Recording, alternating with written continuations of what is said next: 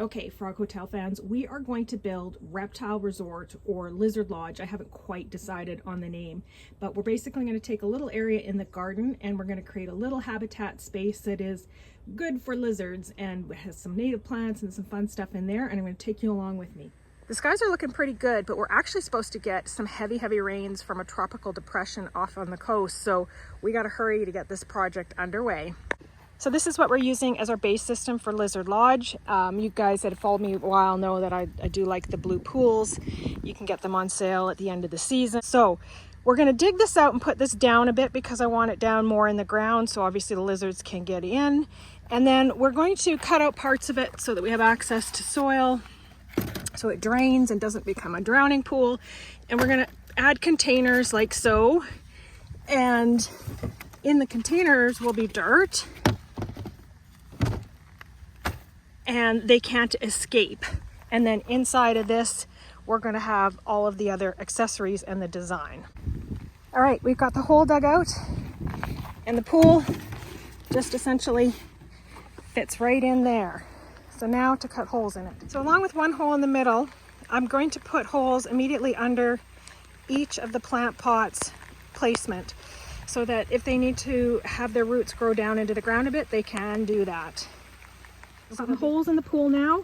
I have 3 plants, but I've put an extra hole in there because I know myself and I'm going to want an extra plant along the way. So I've put 4 holes in and I'm going to plot in 4 plants, but I only have 3 to place in there today. I'm going to research lizard plants later down the road to add that into the mix. But this is all the holes we're probably going to need for drainage, and we're going to put rocks in here next. So I'm going to collect some rocks.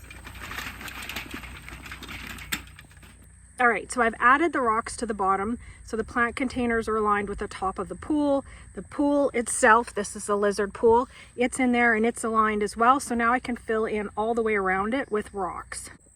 All right, we've got our rocks in here. We've got our plants fitted. We've got our pool ready for the lizards. So the only thing we need to do now is add our buildings and accessorize, and we're also going to give the pool some actual water. All right, you guys, here's the end product. We have the pool now filled.